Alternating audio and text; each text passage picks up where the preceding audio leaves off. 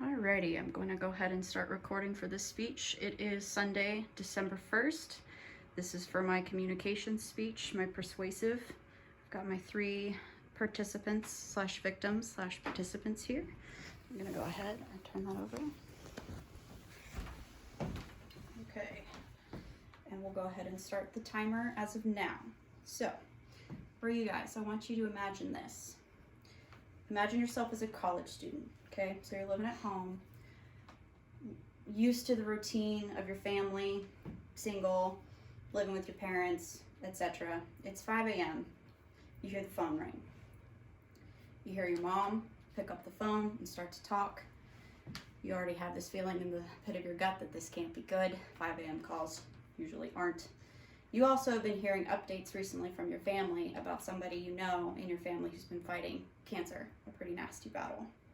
Your mom's chatting with whoever's on the other end of the line. Then her voice tightens and subdues. You hear a click. She stops talking. And you know, this family member who was fighting her battle with cancer didn't make it.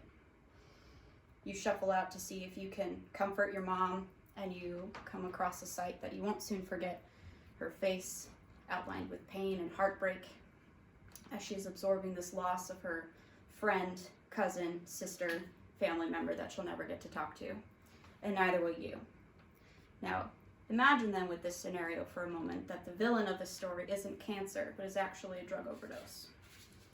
According to a survey conducted by the Center for Disease Control, 63,632 Americans died from a drug overdose between 2015 and 2016, which is a 21.5% increase from the previous year. In 2017, this number was well over 70,000. If numbers like this continue to increase, what is currently a health problem in the United States will balloon into a full-blown health crisis.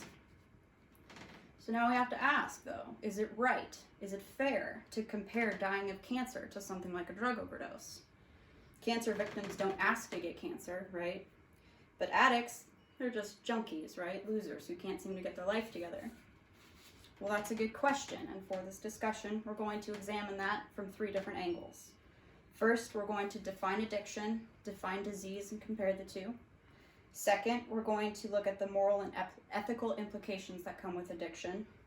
And third, we're going to look at how adjusting our mindset on this issue can set our culture on a positive recovery path.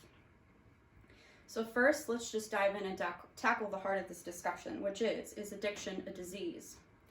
According to the Stedman Medical Dictionary, a disease is, quote, an interruption, cessation, or disorder of a body, system, organ, or function. In his book, Clean, Overcoming Addiction and Ending America's Greatest Tragedy, journalist and mental health advocate David Sheff looks at this definition in greater detail and compares it to studies done with addiction physiology. Sheff's findings show that for short-term use of drugs such as alcohol or marijuana, that they inhibit different regions of the brain from communicating with one another, and that prolonged use of these substances permanently damages those centers of the brain. Sheff further discloses that opiates and prolonged opioid use has been linked to structural rewiring of the brain akin to degenerative brain diseases similar to Parkinson's or Alzheimer's. So you might say to yourself, we already know addictive substances hurt the body, yet some people can start and stop using an addictive substance and others can't. How do we differentiate between the two? In order to examine that, we need to look at the definition of addiction. Contemporary addictive psychiatrists Michelle Fusco and Kathinka Evers have compiled a definition for addiction, which is as follows. Behaviorally, addiction may be described as the result of the loss or serious impairment of self-control, decision-making, and emotional processing by the subject, where an initially voluntary substance use or behavior becomes compulsive.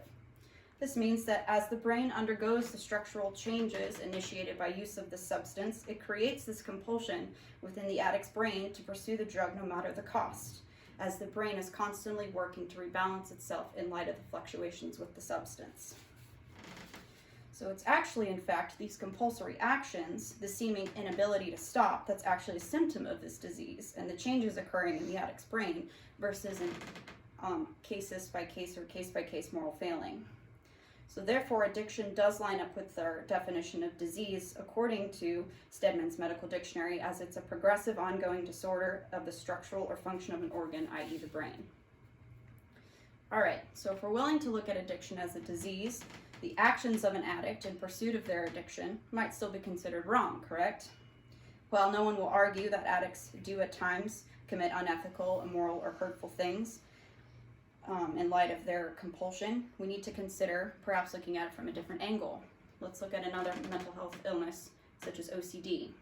While in the psychological community, OCD and addiction are two very different things, they do have overlapping themes regarding compulsion.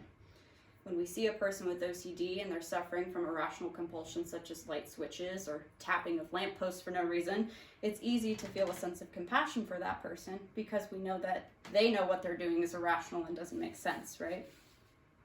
Well, similarly, with addiction, it's a compulsory disorder, so strong that the brain hijacks itself to secure its next high, regardless of the consequences the addict knows are wrong or immoral. So should addicts be held accountable for the actions they do that are unethical or immoral? That might fall outside the scope of this discussion, but it is important to remember that those actions, again, are symptoms of a brain disorder or brain disease. So perhaps at this point, we're willing to consider that addiction is a disease. What do we do with this information?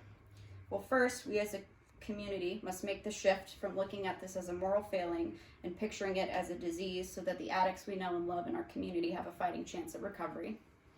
Second, when reviewing it as a disease, it's important to remember that with disease such as cancer, there are possibilities of relapse and remission. Certain addicts might take multiple attempts at recovery, looking at it from different angles, and at times might use certain authorized medications to support and to cope. Third, as a community, to friends and family of addicts, we need to understand what resources are available. Dr. Mooney, in his manual, The Recovery Book, outlines several different options for this, such as mutual support fellowships, including but not limited to Alcoholics Anonymous, Narcotics Anonymous, etc. There's always outpatient treatments, inpatient treatments with addiction psychiatrists, therapeutic communities, sober companions, or perhaps a combination of all of these might be what's needed to get the addict on the correct path. In conclusion, being aware of this problem is not enough. We can't just sit back and hope that our friends and loved ones who are struggling with addiction suddenly wake up and realize one day that they have a problem, because for some addicts that day never comes.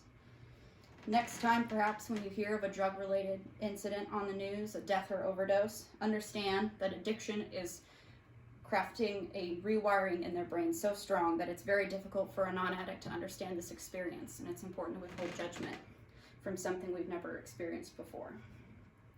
And perhaps someday within our community and reworking of our mindset, future generations can live in a world where we don't have to be afraid of 5 a.m. phone calls.